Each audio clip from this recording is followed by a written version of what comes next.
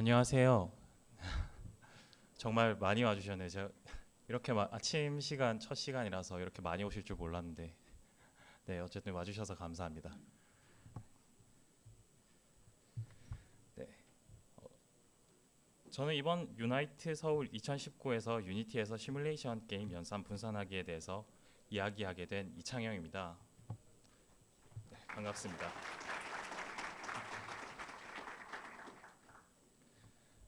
발표는 다음과 같은 순서로 진행하도록 하겠습니다. 우선 도자기가 어떤 게임인지에 대해서 간단히 설명을 드리고 나서 어떤 문제가 있었는지 그리고 어떻게 풀어나갔는지 이런 순서대로 진행하도록 하겠습니다. 그리고 잡 시스템 부분은 비교용으로 간단하게 테스트만 진행해 본 부분이라서 실제로 프로젝트에 적용되진 않았습니다. 근데 그렇기 때문에 잡 시스템에 대해서 궁금하신 분들은 나중에 다른 세션에서 상세하게 들어주시면 되겠습니다. 네, 제 소개를 드리겠습니다. 저는 3년차 프로그래머이고요. 2017년 7월부터 지금까지 UT 플러스 인터랙티브에서 클라이언트 프로그래머로 일하고 있습니다. 혹시 조명 때문에 화면이 잘 안 보이시거나 하면 지금 괜찮나요? 화면이? 잘 안 보이나요? 어, 잠시만요. 조명을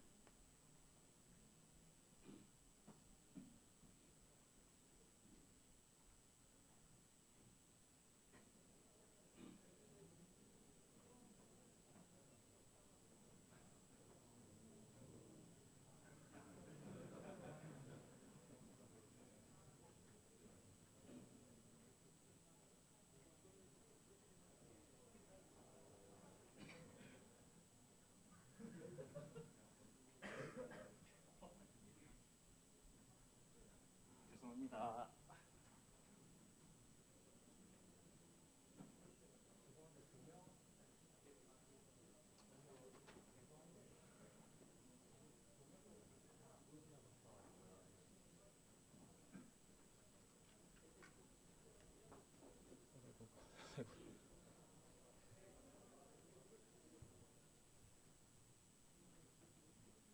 네, 이제 좀 괜찮으신가요? 네. 그럼 계속 진행하도록 하겠습니다. 네, 저희 게임에 대해서 말씀을 드리자면 도자기 더 코리안 포털이라는 제목의 게임이고요. 제목에서 아실 수 있듯이 VR 도자기 시뮬레이션 게임이고 도자기를 만드는 게임입니다. 2018년 12월에 출시했고 현재 스팀 오큘러스 스토어에 올라가 있고요.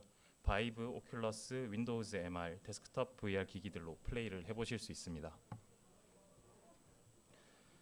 그래서 오늘 제가 할 이야기는요. 유니티로 VR 시뮬레이션 게임 개발을 하면서 겪게 된 CPU 연산 부하와 그걸 해결하기 위해서 멀티 스레딩 그리고 컴퓨터 쉐이더를 사용한 방법에 대한 것들을 공유하려고 합니다. 그렇게 어려운 내용은 아닙니다. 도자기의 사례를 소개해드리고 해당 기능들의 사용에 대한 방향성과 간단한 사용 방법에 대한 이야기를 해드리려고 합니다.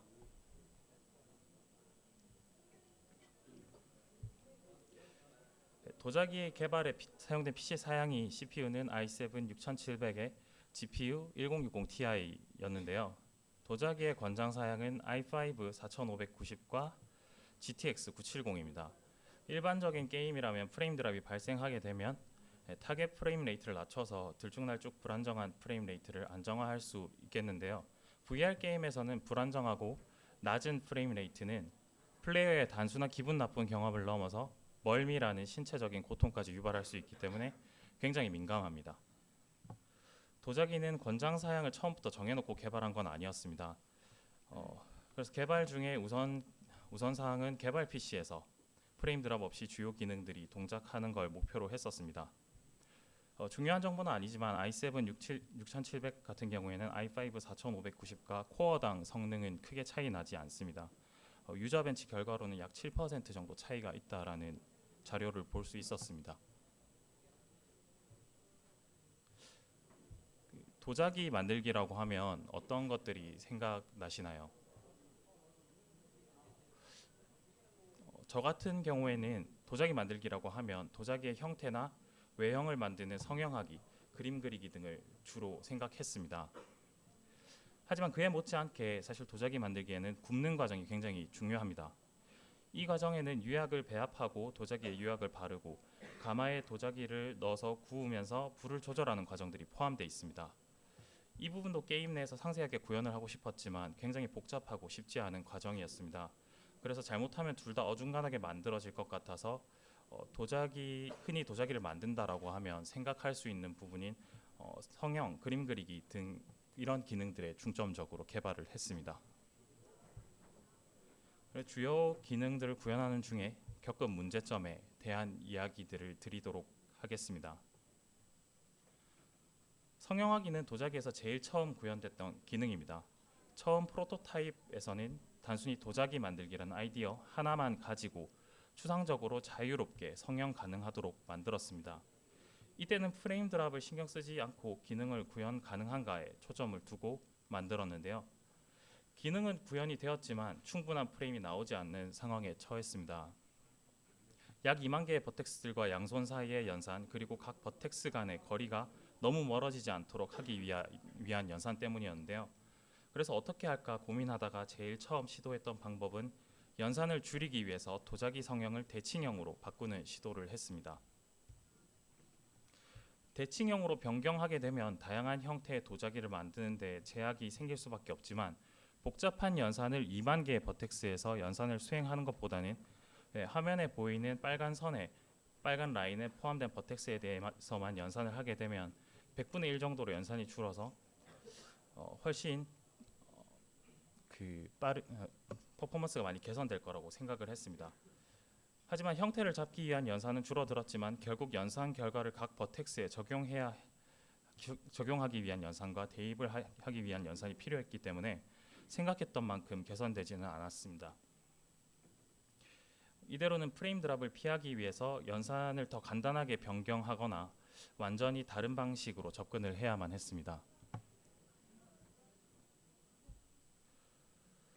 그림 그리기 기능의 경우에는 처음에 단순하게 그려질 포인트를 구해서 해당 위치에 브러쉬를 쿼드로 그려주는 방식이었습니다. 이 방식은 평면에 그림을 그리기에는 그렇게 느리지 않고 괜찮은 방식이었습니다. 이 방식을 사용하면 또 GPU 인스턴싱을 사용해서 많은 양을 그리더라도 크게 퍼포먼스 저하 없이 기능을 구현할 수 있었습니다. 하지만 이 방식은 도자기에 사용하기에는 한 가지 문제점이 있었습니다. 우리는 도자기 표면에 그림을 그려야 했기 때문에 이 방식을 이용해서 그림을 그릴 경우에 버텍스가 모이는 윗부분과 아랫부분에 굉장히 많은 왜곡이 발생하는 문제가 있었습니다. 그리고 도자기의 형태가 특이할수록 더 많은 문제점들이 발생하게 됩니다. 그래서 클리핑 알고리즘을 이용해서 실제로 브러쉬가 닿는 영역만 클리핑해서 최대한 왜곡 없이 그려지도록 드로잉 기능을 수정했습니다. 하지만 이 방식은 기존 방식에 비해서 많은 연산 부하가 걸리게 됩니다. 그리기 기능의 경우에는 한 프레임에 한 번의 브러쉬만 그리게 되면 빠르게 그릴 경우에 중간중간이 끊어져 보이게 되는데요.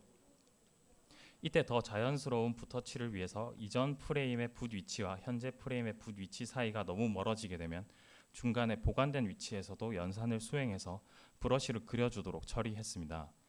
그래서 실제로 기능 수정 후에는 그리기 기능을 사용 중에 지속적인 프레임 드랍이 발생하게 됐습니다. 이 부분은 조각하기 기능입니다. 실제로 조각하는 것처럼 도자기의 형태를 굉장히 세밀하게 변경하도록 하기에는 각 버텍스 간의 간격이 약 4mm 정도여서 성형하기와 같은 방식으로 사용해서 세밀하게 조각하기는 불가능했습니다. 그래서 조각하기 기능은 아쉽지만 그림 그리기 기능을 활용하는 방식으로 구현했습니다. 이 기능은 그림 그리기를 이용해서 하이트맵을 생성하고 이것을 노멀맵으로 변환하는 방식으로 구현을 하였습니다. 그림 그리기로 하이트맵을 그리고 노멀맵으로 변환하는 연산을 CPU로 처리하게 될 경우에는 1024 텍스처에 대해서 매 프레임 연산을 하게 되면 심한 프레임 드랍을 겪게 됩니다. 한 번만 연산을 하면 한 프레임에 한 번만 전체적으로 잠시 한 프레임만 연산을 하면 된다면 잠깐 프레임 드랍이 발생하기 때문에 큰 문제가 아닐 수 있지만 그리는 도중에 계속 실시간으로 결과를 반영해야 됐기 때문에 CPU로 연산을 하는 건 조금 무리가 있습니다.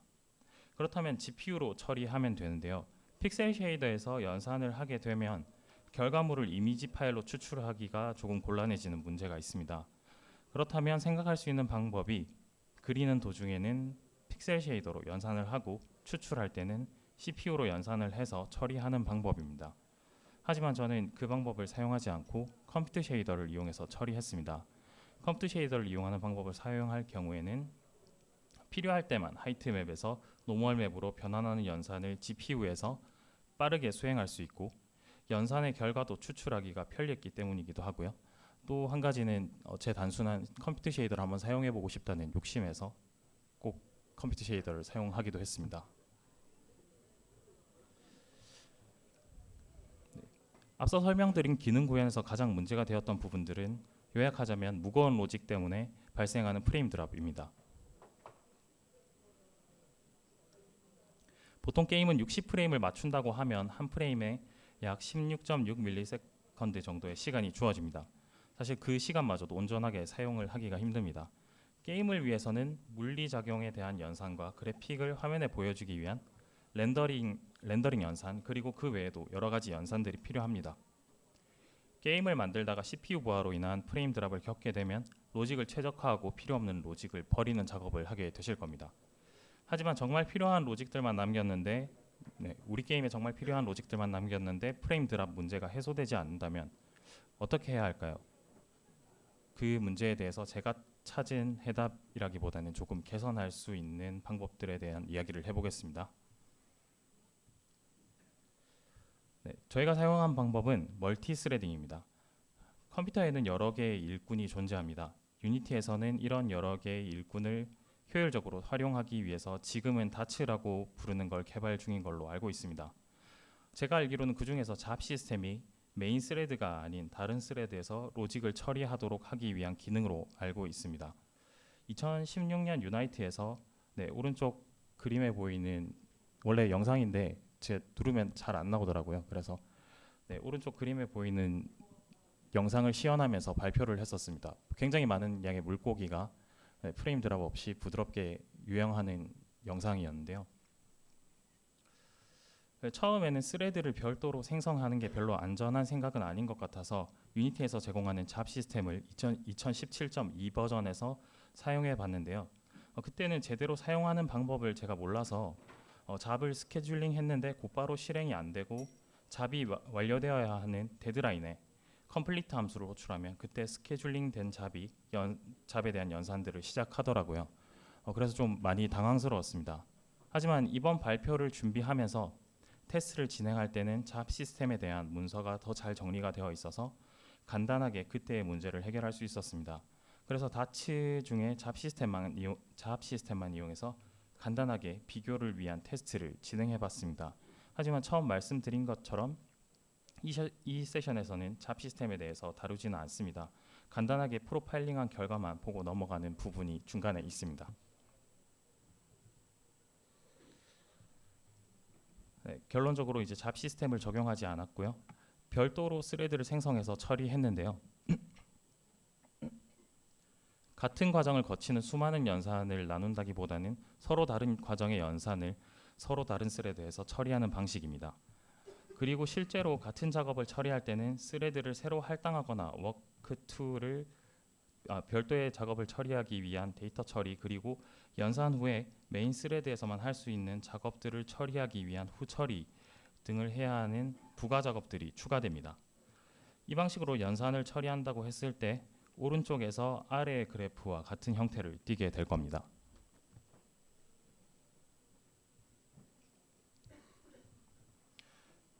그리고 여기서 잠시 멀티 스레딩을 할 때 주의할 점이 있습니다. 멀티 스레딩을 할 때 메인 스레드가 아닌 다른 스레드에서는 할 수 없는 것들이 많이 있습니다. 객체를 새로 생성한다든지 혹은 엔진의 동작에 연관이 되는 부분들인데요. 거의 단순 연산만 된다고 보시는 게 마음이 편하실 겁니다. 오른쪽 그림을 보시면 왜 여러 스레드가 게임 엔진의 주요한 부분에 접근하지 못하도록 하는지 알 수 있습니다. 오른쪽 그림에서 보는 것처럼 여러 스레드가 하나의 메모리에 접근하게 되면 원하지 않는 결과가 나올 수 있습니다. 그래프에서 보시면 1에서 3과 2를 더하게 되면 6이 나와야 하는데요. 결과는 여기 3이 나오는 모습을 보실 수 있습니다. 이는 3을 더한 결과가 읽을 메모리에 기록되기 전에 다른 스레드에서 접근해서 연산을 시도했기 때문에 그렇습니다.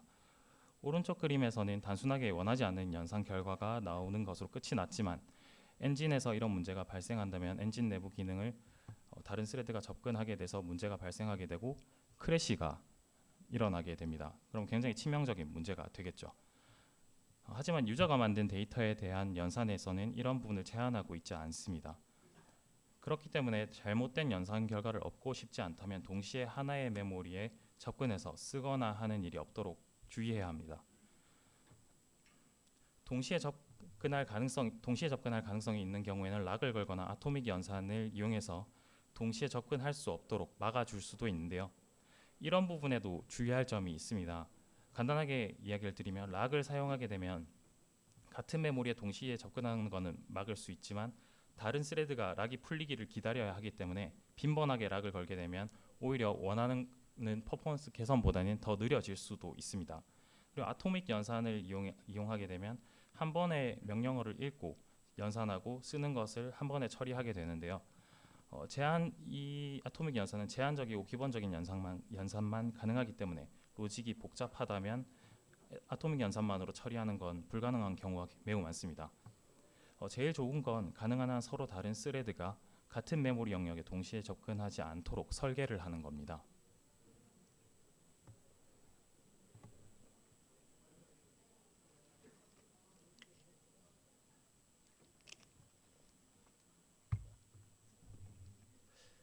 완전히 서로 상관없는 연산이라면 같은 메모리에 접근해서 읽거나 쓸 일이 없기 때문에 오른쪽 위의 그림과 같이 연산을 하도록 설계해서 병렬 연산으로 많은 이득을 볼 수가 있습니다.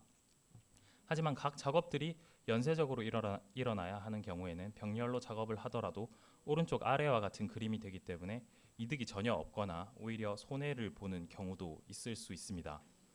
도자기의 성형 부분도 단면이 되는 라인에 연산을 한 후에 별도로 스레드에서 모든 버텍스에 대한 적용을 하는 방식이었기 때문에 아래의 그림과 같은 경우였습니다. 하지만 제일 처음 이번 발표에서 이런 형태의 그래프가 등장할 때 제가 이야기해드렸던 것처럼 메인 스레드가 하는 일은 스크립트 업데이트만이 아닙니다. 피직스와 렌더, 그 외 여러 가지 연산들을 처리하고 있습니다. 이 그래프에는 몇몇 부분에 대해서만 표시했는데요. 보시는 것처럼 차일드 스레드는 메인 스레드에서 피직스나 렌더 등의 다른 작업을 처리하는 동안 계속해서 연산을 처리할 수 있습니다. 다만 이 경우에는 워크2의 연산 결과를 다음 프레임에 적용해 줄 수 있습니다. 여기서 워크2의 연산이라고 하는 부분은 차일드 스레드에서 일어나는 연산을 의미합니다. 도자기에서는 회전체의 기본 형태를 나타내는 선의 연산을 메인 스레드에서 처리하고 그 연산의 결과를 받아서 전체 버텍스의 위치를 연산하는 걸 차일드 스레드에서 처리했습니다. 그럼 실제로 메인 스레드에 걸리는 부하는 다음과 같습니다. 첫 번째로 차일드 스레드가 다음 프레임 스크립트 업데이트가 시작했는데도 연산을 끝내지 못했을 경우 그것이 끝나기를 기다리는 시간, 그리고 두 번째로 차일드 스레드의 연산 결과를 적용하는 데 걸리는 시간, 마지막으로 메인 스레드에서 처리해야 할 로직을 연산하는 시간. 차일드 스레드의 연산 결과를 적용하는 데 걸리는 시간은 도자기의 경우에는 계산된 버텍스 값을 메시에 적용시켜주는 부분이 이 부분입니다. 앞에서 설명드린 것처럼 버텍스를 메시에 적용하는 부분은 엔진과 연관이 있기 때문에 꼭 메인 스레드에서만 할 수 있도록 되어 있습니다. 실제로 부하가 걸리는 걸 프로파일링하기 위해서 단순하게 더하기만 하는 연산을 만들어서 테스트를 진행했습니다. 메인 스레드에서 렌더나 피직스 연산 도중에 차일드 스레드에서 진행되는 연산에 대해서 보기 편하게 하기 위해서 실제로 렌더 부하를 주고 간단하게 실제 그래프로 어떻게 보여지는지 프로파일링을 진행해봤습니다. 렌더 부하를 주기 위해서 유니티에서 제공하는 윈드리지 CTSS를 SS스토어에서 받아서 사용했습니다. 2017.2 버전의 유니티에서는 별도로 생성한 스레드에 대한 프로파일링이 불가능한 걸로 알고 있습니다. 그래서 실제로 프로젝트 중에서는 이 부분을 프로파일링하기 위해 상당히 애를 먹었었는데요. 하지만 이번 발표를 준비하면서 2019 버전으로 테스트를 진행하다가 별도로 생성한 스레드에 대한 프로파일링 방법이 추가된 걸 알았습니다. 오른쪽에 보이는 코드를 이용하면 별도로 생성된 스레드에 대한 프로파일링이 가능합니다. 다만 프로파일링하고자 하는 스레드에서 실행되어야 해당 스레드에 대한 프로파일링이 제대로 진행이 됩니다.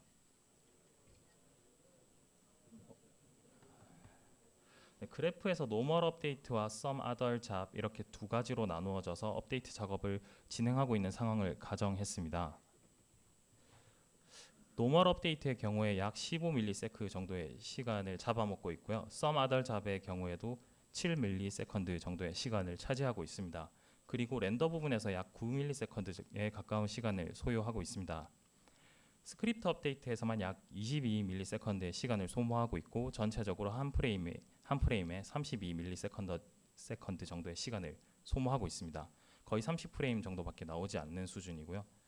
60프레임을 맞추기 위해서 노멀 업데이트를 다른 스레드에서 처리하도록 해봤습니다. 스레드를 분리해서 실행한 결과를 먼저 보여드리면 프로파일러에서 화면에 보이는 것과 같은 그래프의 형태를 볼 수 있었습니다. 그래프에서 보시면 some other job의 앞에 wait라고 적힌 게 보이실 거예요. 이 부분은 차일드 스레드에서 일어나는 작업이 끝나기를 기다리는 부분인데요. 그래프의 아래쪽에 보이는 차일드 스레드에서 일어나는 작업의 경우 거의 16.6ms 정도의 시간을 소모하고 있지만 메인 스레드에서는 차일드 스레드의 작업으로 인한 부하가 1.7ms 정도만 걸리는 것을 확인할 수 있습니다. 화면으로 비추는 부분이 달라서 렌더 부하가 달라진 부분은 있지만 간신히 60프레임 정도 나오는 걸 확인하실 수 있습니다. 이 그래프는 테스트를 위해서 유니티 잡 패러렐 4를 사용했을 때의 결과입니다. 이 부분은 잡을 이용할 경우 어떻게 나오는지 보기 위해서 테스트를 해본 거고요. 8개의 잡 스레드가 각각 5ms의 연산 부하를 가지는 걸 확인할 수 있습니다. 실제로 사용하실 때는 ECS와 버스트 컴파일러를 잡과 함께 사용하시면서 좀 더 최적화된 모습을 보이지 않을까 합니다. 지금은 이전과 비교해서 굉장히 8개 스레드에 5ms의 시간을 잡아먹는다고 하면 굉장히 부하를 많이 차지하고 있는 것 같아요. 여기서부터는 멀티 스레딩을 위한 코드 샘플을 보여드리고 간단하게 설명드리겠습니다. 이 부분은 멀티 스레딩을 위해서 필요한 각종 변수들을 나열한 부분입니다. 스레드 스테이트는 각 스레드의 상태를 나타내기 위해서 제가 만든 이넘이고요. 이벤트 웨이트 핸들은 다른 스레드가 준비되지 않은 상태일 때 멈추도록 하기 위한 장치입니다. 스레드를 할당받고 해제하는 데에도 별도로 짧지만 시간을 소모할 것이라고 예상되기 때문에 스레드를 매번 생성하지 않고 스레드를 처음 한번 생성한 다음에 계속 유지하는 방식을 사용했습니다. 때문에 while 문을 통해서 여기 보이지 않는 차일드 스레드에서 일어나는 작업을 지속적으로 실행할 수 있도록 해뒀습니다. 이 부분은 별도로 스레드를 사용하기 위해서 스레드를 생성하고 스레드에서 진행할 작업을 할당해주는 부분입니다. 차일드 스레드를 생성하고 차일드 스레드에 차일드 업데이트라는 함수를 할당해줍니다. 그리고 스타트 함수를 실행해서 스레드가 할당된 작업을 시작하도록 합니다.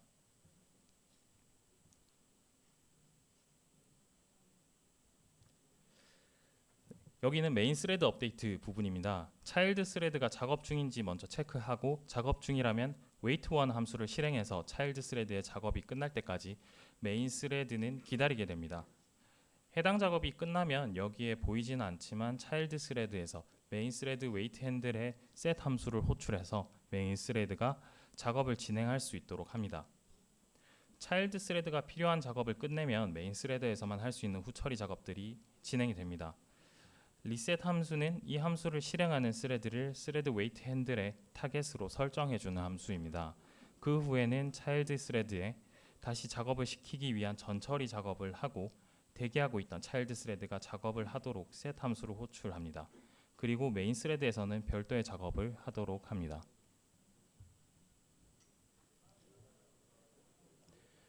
이 부분은 차일드 스레드에서 매 프레임 업데이트가 일어나는 부분입니다. 아까 차일드 스레드를 만들어주는 부분에서 차일드 스레드의 차일드 업데이트에 해당하는 부분이 바로 여기입니다.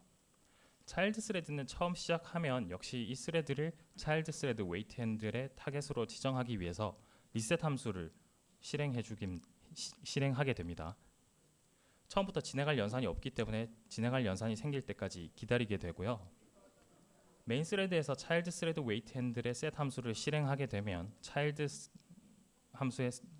스레드 잠시만요.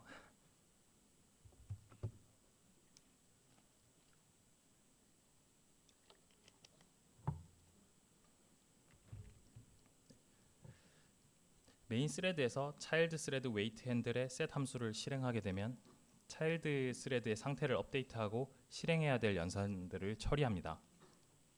모든 연산을 처리하고 나면 다시 상태를 업데이트하고 메인 스레드가 웨이트 상태라면 메인 스레드 웨이트 핸들의 셋 함수를 불러서 웨이트 상태를 벗어나도록 합니다. 업데이트 도중 혹시라도 문제가 생길 수 있는 부분은 서로의 스레드 상태를 체크하고 셋 함수로 호출하는 부분인데요. 이 부분에 메모리의 동시 접근이 일어날 수 있습니다. 그래서 약간의 손실은 있을 수 있겠지만 락을 걸어서 데드락 상태에 빠지지 않도록 조심해야 합니다. 네, 여기서 락을 거는 부분은 표현되어 있지 않습니다.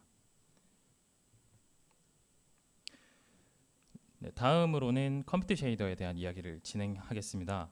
컴퓨터 쉐이더의 연산 성능을 가늠해 보기 위해서 CPU와 GPU의 성능표를 비교해 보려고 합니다.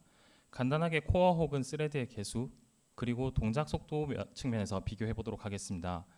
현재 화면의 왼쪽에 보이는 CPU 사양표는 i7 8700K의 사양표입니다. 6개의 코어와 3.7에서 4.7 GHz의 클럭을 가지고 있습니다. 그리고 다음으로 화면 오른쪽에 보이는 GPU의 사양표는 GTX 1660 Ti의 사양표입니다.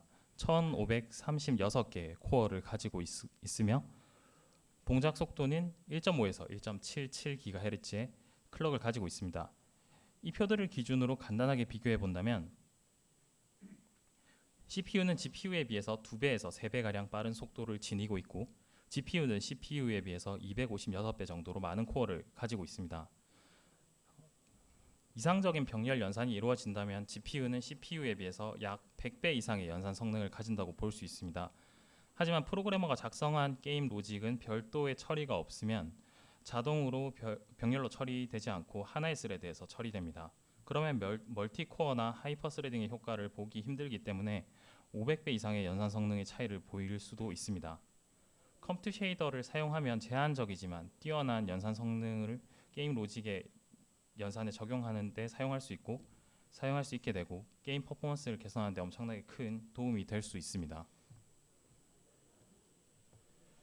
컴퓨터 쉐이더는 기존 버텍스, 프래그먼트 쉐이더와는 다르게 정해진 목적을 위한 연산이 아니라 프로그래머가 작성한 다양한 목적의 로직을 GPU에서 연산할 수 있도록 해줍니다.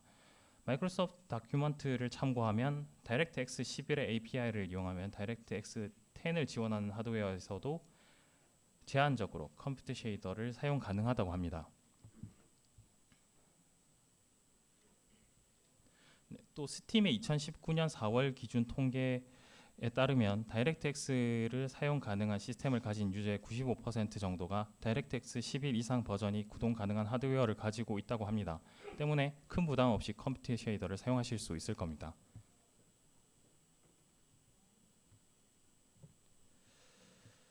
왼쪽 이미지는 GPU의 스트리밍 멀티프로세서의 구성이고 오른쪽의 이미지는 컴퓨터 쉐이더에서 스레드 그룹과 스레드의 구성이라고 보시면 됩니다. GPU가 스트리밍 프로세서가 여러 개 모여서 하나의 스트리밍 멀티프로세서를 이루고 여러 개의 스트리밍 멀티프로세서가 모여서 하나의 GPU를 이루는 것처럼 컴퓨터 쉐이더도 여러 개의 스레드가 모여서 스레드 그룹이 되고 여러 개의 스레드 그룹이 존재할 수 있습니다. 이걸 말씀드리는 이유는 컴퓨터 쉐이더에서 스레드 개수를 설정할 때 왼쪽과 같이 스트리밍 멀티프로세서를 구성하는 스트리밍 프로세서의 개수가 32개일 때 스레드의 개수를 20개로 설정하게 되면 12개의 코어는 일을 하지 않고 놀게 되는 현상이 발생하기 때문입니다. AMD의 베가 64의 경우 스트리밍 멀티프로세서당 64개의 스트리밍 프로세서를 가지고 있고요. 엔비디아의 최신 그래픽 카드의 경우에도 동일합니다. 때문에 굉장히 작업이 많은 경우에는 스레드의 개수를 64의 배수로 설정하는 것이 좋은 효율을 보일 수 있습니다. 유니티에서 컴퓨터 쉐이더를 어떻게 사용할 수 있는지 살펴보도록 하겠습니다. 처음 컴퓨터 쉐이더를 생성하면 볼 수 있는 코드입니다. 제일 처음 줄에 샵 프로그래머 커널 CS 메인이라고 되어 있는 부분은 어떤 함수를 컴퓨터 쉐이더의 커널로 컴파일할지 나타내는 부분입니다. 아래 보이는 CS 메인이라는 함수를 여기 이 함수를 사용할 것이기 때문에 샵 프로그래머 커널 뒤에 CS 메인이라고 명시해 뒀습니다. 그리고 other main이 쓰인 것처럼 하나의 컴퓨터 쉐이더 파일에는 여러 개의 커널을 사용할 수도 있습니다. 각 커널별로 별도의 매크로를 사용할 수도 있습니다. 컴퓨터 쉐이더에서 사용할 버퍼를 유니티에서는 컴퓨터 버퍼라고 합니다. 사용 가능한 컴퓨터 버퍼의 타입으로는 읽기 용도로 사용 가능한 스트럭처드 버퍼, 읽기 쓰기 용도로 사용 가능한 RW 스트럭처드 버퍼, 그 외에 컨슘 스트럭처드 버퍼와 어펜드 스트럭처드 버퍼 등이 있습니다. RW가 붙을 경우 리드뿐만 아니라 라이트도 가능한 버퍼를 의미합니다. 컴퓨터 스트럭처드 버퍼는 GPU상에서 팝만 가능한 리스트, 어펜드 스트럭처드 버퍼는 GPU상에서 애드만 가능한 리스트라고 생각하시면 됩니다. 다만 처음 설정한 버퍼 사이즈보다 커질 수는 없습니다. 저 같은 경우에는 프로젝트에서 어펜드와 컨슘 스트럭처드 버퍼를 사용해 볼 기회는 없었습니다. 그래서 이 두 가지의 활용에 대해서 설명을 드리기는 좀 힘들 것 같습니다. 넘스레즈 부분은 스레드 그룹 내의 스레드 개수를 설정해주는 부분입니다. 코드에 보이는 순서대로 이야기를 드리면 현재 상태의 경우에는 X8, Y8, Z1 이렇게 해서 8 곱하기 8 곱하기 1, 64개의 스레드가 한 그룹 내에 존재하게 됩니다. 각 스레드들이 똑같은 데이터를 가지고 연산하는 것은 아무 의미 없는 일입니다. 똑같은 결과를 얻으려고 병렬 연산을 하는 건 아니죠. 때문에 각 데이터가 서로 구분될 수 있는 아이디가 필요한데 아래 보이는 시멘틱으로 그런 역할들을 하는 함수 인자들을 만들어 줄 수 있습니다. 인덱스로 인해 각 스레드나 그룹을 구분하여 서로 다른 데이터로 연산하도록 할 수 있습니다. 하나의 인덱스가 아니라 3차원의 인덱스를 지원하기 때문에 2차원, 3차원 형태로 생각하는 게 더 편한 데이터를 쉽게 처리할 수 있고 각 스레드 그룹별로 처리되는 데이터가 있거나 한 경우에 편하게 사용하실 수 있습니다. 함수의 인자 부분에는 아래 보이시는 이제 그룹 스레드 아이디, 그룹 아이디, 디스패치 스레드 아이디, 그룹 인덱스라는 시멘틱들을 사용할 수가 있고요. 그룹 스레드 아이디 같은 경우에는 스레드 그룹 내에서 스레드 인덱스를 3차원으로, 그룹 아이디는 스레드 그룹 인덱스를 3차원으로, 디스패치 스레드 아이디는 전체에서의 스레드 인덱스를 3차원으로, 그룹 인덱스는 스레드 그룹 내에서의 1차원 스레드 인덱스 값을 가지고 있습니다. 이 부분은 이전에 작성한 컴퓨터 쉐이더 코드를 실행할 수 있도록 C# 코드를 작성한 부분입니다.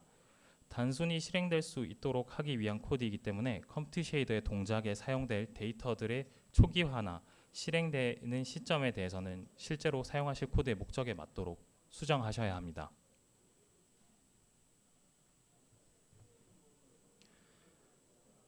우선 작성된 컴퓨터 쉐이더 파일을 유니티 에디터의 인스펙터에서 퍼블릭 선언된 마이 컴퓨터 쉐이더 변수에 집어넣어 줍니다.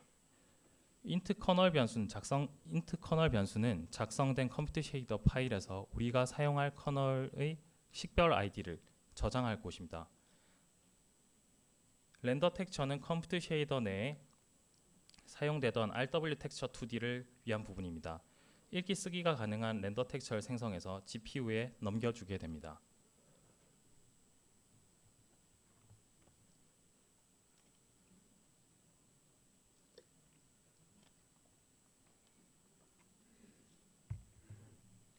렌더 텍스처를 생성하는 부분입니다. 저는 텍스처의 해상도를 1024 by 1024로 만들었습니다. 그리고 연산 결과를 텍스처에 쓰기 위해서 텍스처를 생성하기 전에 enable random write 변수를 true로 해줘서 인덱스로 랜덤하게 접근해서 쓰기가 가능한 텍스처로 만들어줬습니다. 다음으로 컴퓨터 쉐이더 파일에서 사용할 커널의 id를 find kernel 함수로 얻어옵니다. 그리고 해당 커널에서 사용할 수 있도록 렌더 텍스처를 GPU 램으로 넘겨주게 됩니다.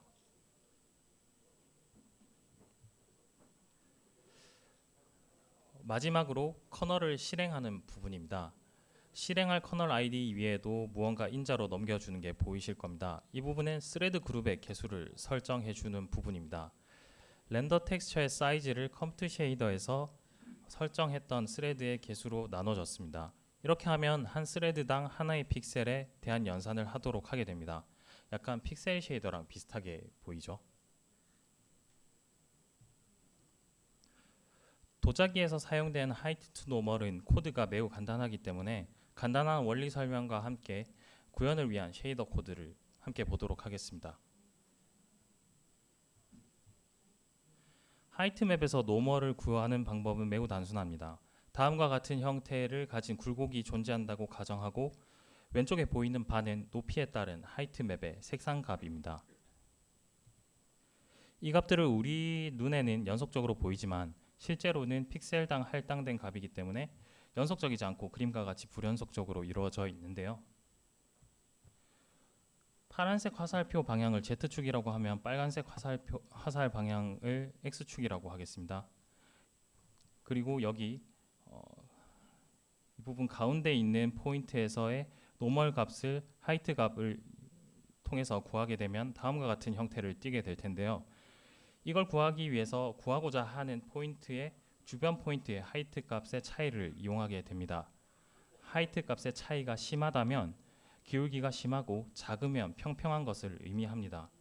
이렇게 해서 빨간 축 방향으로 얼마나 기울기가 급한지를 구해낸다면 노멀의 길이는 1이 되어야 하기 때문에 나머지 노멀을 구성하는 값은 오른쪽 위쪽에 보이는 식으로 구해낼 수가 있습니다.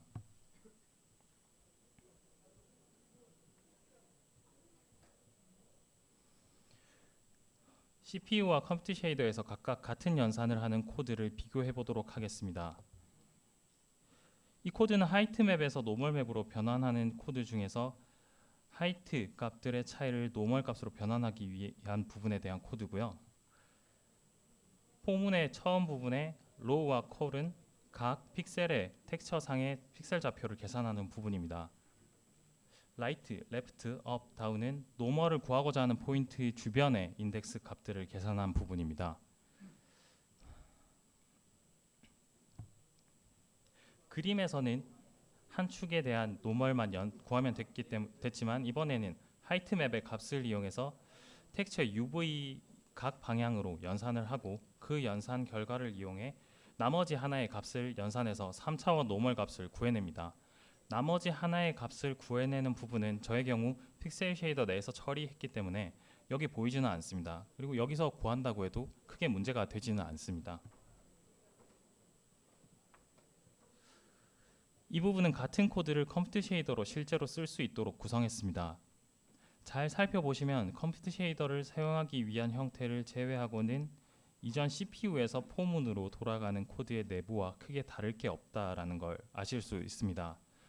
호리즌탈 버티컬이라고 되어 있는 부분이 CPU에서는 로우 콜로 각 주변부의 인덱스를 구해내는 부분과 같은 부분입니다. 이외에는 완전히 같은 동작을 하는 코드라고 보시면 됩니다.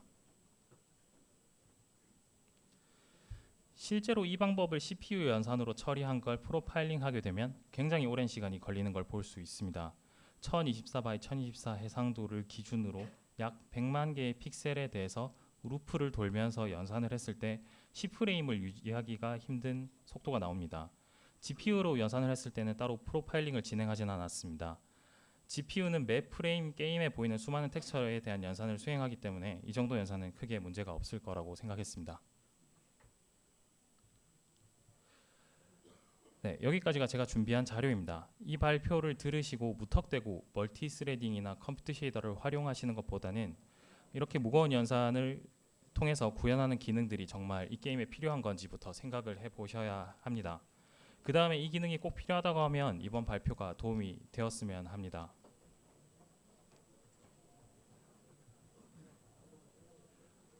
네, 마지막으로 Q&A 시간을 가지도록 하겠습니다.